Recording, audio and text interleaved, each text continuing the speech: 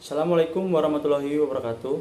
Perkenalkan, nama saya Rasid Fajar Supriyono dari program studi D4 Teknik Elektro, jurusan Pendidikan Teknik Elektro, Universitas Negeri Yogyakarta. Di sini saya akan menyelesaikan tugas dari mata kuliah Fisika Teknik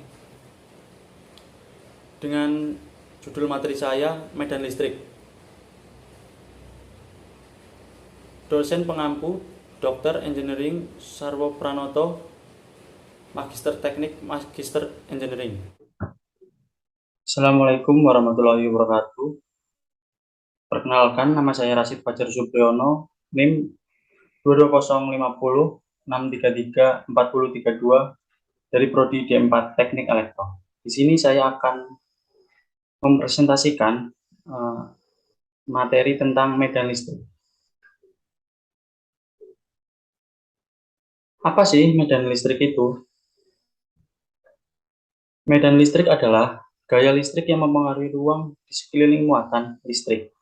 Penyebab timbulnya medan listrik adalah keberadaan muatan listrik yang berjenis positif dan negatif.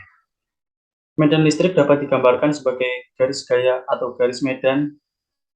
Medan listrik mempunyai satuan N/C atau dibaca Newton per Coulomb.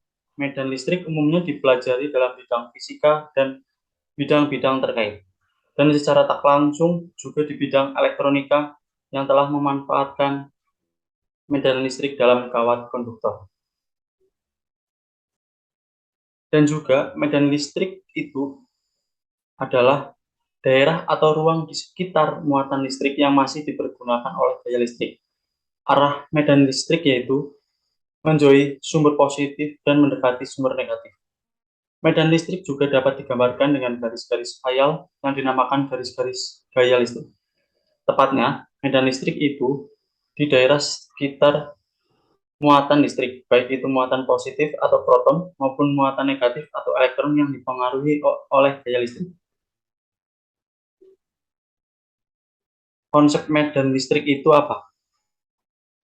Konsep pada medan listrik pertama kali diperkenalkan oleh Michael Faraday. Medan listrik tercipta dari benda bermuatan di ruangan yang mengelilinginya dan menghasilkan gaya yang diberikan pada muatan manapun yang diberikan cakupan medan tersebut. Selanjutnya, sifat-sifat yang ada pada medan listrik antara lain. Yang pertama, arah garis akan keluar dari muatan positif dan akan masuk ke dalam muatan negatif.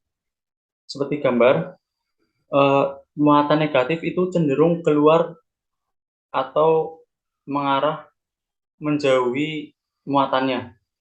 Sedangkan muatan negatif itu arahnya mendekati muatan tersebut. Garis medan listrik ini digunakan untuk menyatakan adanya medan listrik yang arahnya dari muatan positif atau proton ke negatif atau elektron. Jadi untuk muatan positif, arah garis listriknya mengarah keluar atau menjauhi muatan. Sedangkan untuk muatan negatif, arah garis medan listriknya akan mengarah ke dalam muatannya. Selanjutnya yang kedua, garis-garisnya tidak boleh saling berpotongan.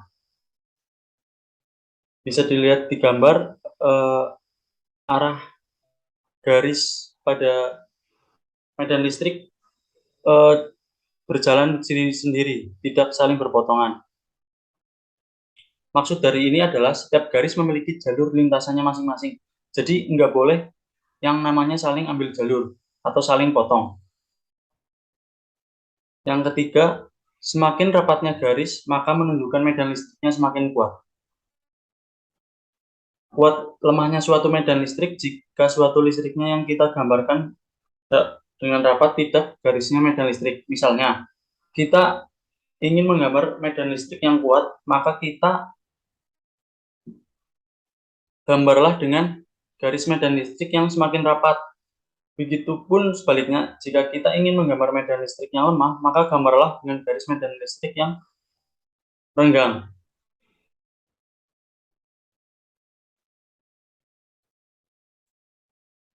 Listrik berdasarkan tanda muatan. Tadi sebelumnya sudah disinggung, jika muatan positif itu keluar, negatif itu masuk, dan sedangkan kalau muatan yang kosong itu tidak ada garis medan listrik. Yang pertama, muatan positif akan menyebabkan garis-garis medan listrik mengarah keluar atau menjauhi muatannya.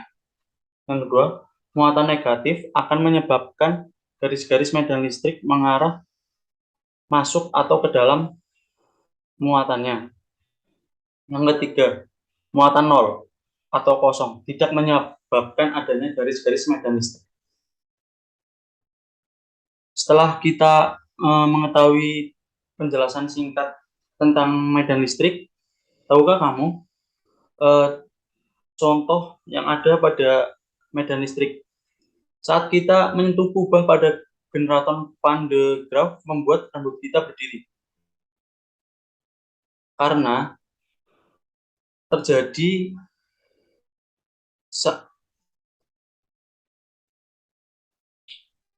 Kenapa itu bisa terjadi? Karena rambut kita memiliki muatan listrik, yaitu muatan listrik positif dan negatif. Dilansir dari House to Work, generator Van de Graaff mentransfer muatan ke diri kita yang menyentuhnya. Pada kubah generator banyak menyimpan muatan positif. Bisa dilihat di gambar, jika kita menyentuh kubah generator, rambut kita dapat berdiri. Muatan positif tersebut ditransfer ke tubuh kita yang menyentuhnya, terus masuk ke rambut kita. Hal tersebut membuat rambut kita menjadi kelebihan muatan positif. Lebih banyak muatan positif daripada negatif. Dilansir dari Lumen Learning, muatan sejenis menghasilkan gaya tolak-menolak. Muatan positif dalam rambut menolak muatan positif dari kubah. Hal tersebut yang membuat rambut kita yang menyentuh generator Van de Graaff berdiri. Peristiwa listrik statis ini akan tetap terjadi jika polaritas generator Van de Graaff dibalik. Misalnya, kubahnya jadi dipenuhi muatan listrik negatif. Generator juga akan mentransfer muatan negatif ke tubuh seseorang yang menyentuhnya, membuat rambut kelebihan muatan negatif. Muatan negatif tersebut kemudian menolak muatan negatif pada kubah dan membuat rambut kita akan berdiri. Sekian presentasi dari saya. Kurang lebihnya mohon maaf. Wassalamualaikum warahmatullahi wabarakatuh. Oke teman-teman, setelah kita melihat dan mendengarkan penjelasan singkat tentang materi yang tadi, yaitu medan listrik, kita dapat menarik beberapa kesimpulan bahwa yang pertama, medan listrik adalah efek yang ditimbulkan oleh keberadaan muatan listrik seperti elektron, ion, atau proton dalam ruangan yang ada di sekitar kita. Medan listrik memiliki satuan N per C atau dibaca Newton per Coulomb.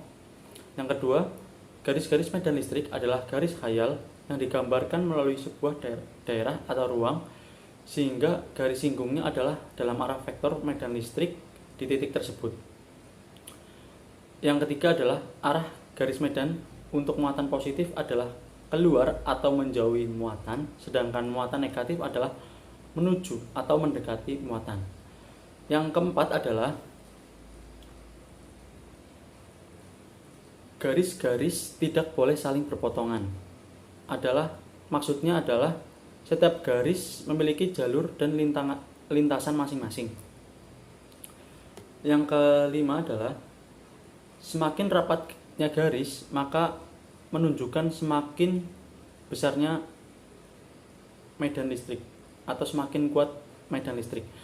Yang terakhir yaitu adalah beberapa penerapan dari medan listrik seperti yang disebutkan dari penjelasan tadi, yaitu generator Van de Graaff. Yaitu saat kita menyentuh generator Van de Graaff yang memiliki muatan positif, dan pada diri kita juga memiliki muatan positif dan negatif. Ketika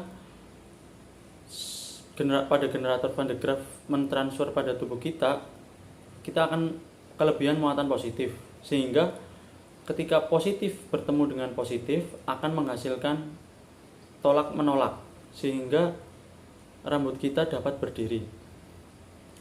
Sekian video singkat dari saya tentang materi medan listrik. Kurang lebihnya mohon maaf. Wassalamualaikum warahmatullahi wabarakatuh.